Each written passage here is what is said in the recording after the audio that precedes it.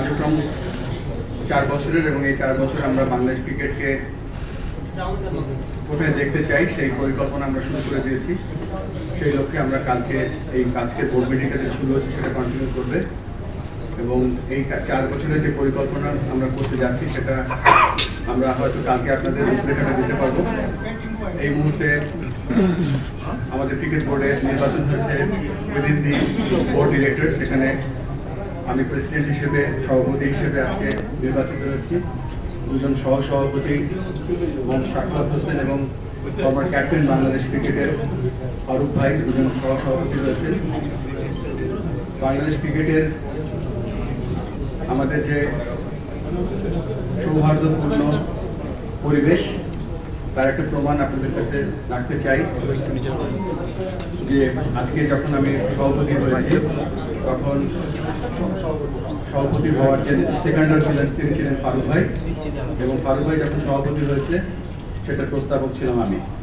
এই কথাটাকে বলার মূল কারণ হচ্ছে যে আমাদের সকলের আগে, পদের থেকে আগে হচ্ছে আমাদের ক্রিকেট, এবং আমাদের এই ক্রিকেটটা আমরা কিভাবে সামনের দিকে এগিয়ে নিয়ে যেতে পারি সেই লক্ষ্যে আমরা প্রতিজ্ঞাবদ্ধ হব ইনশাল্লাহ।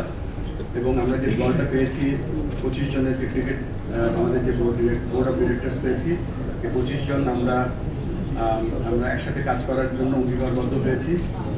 পরবর্তীতে আমরা আমাদের ক্রিকেট অপারেশনসের চেয়ারম্যান এখানে পাইন ভাই আছেন এবং তার ডিপার্টমেন্টের যে দলটা তিনি সব থেকে বেশি সময় ব্যয় করেন বাংলাদেশ জাতীয় দল, তাদের আফগানিস্তানের সাথে আমরা যে গতকালকে যে লাস্ট তিনটা টি-20 ম্যাচ জিতেছি সেটা সেলিব্রেশন করার জন্য আমরা একটা কেক কেটে উদ্বোধন করেছি। This is the update from our board meeting. এখানে আপনাদের কোনো প্রশ্ন থাকে যে কোনো কাছে আমার একটা প্রশ্ন, আপনি তো এর আগে একটা চাকরি ছেড়ে বোর্ড প্রেসিডেন্ট হয়েছেন, 3-4 মাস কাজ করেছেন। অনেক সময় দেখা যায় যে একটা চাকরি ছেড়ে 3-4 মাস কাজ করা ইজি হয়, বাট আপনার তো এখন 4 বছর কাজ করতে হবে, কতখানি স্যাক্রিফাইস করতে হবে, এবং যেহেতু বোর্ড প্রেসিডেন্ট পদটা অনারারি, এইটা আসলে কতখানি ডিফিকাল্ট? ক্রিকেট বোর্ডের পোস্টটা অনারারি, প্রেসিডেন্টের পোস্টটা সবসময় অনারারি ছিল, সেটা কোনো ব্যতিক্রম এখনো হয়নি।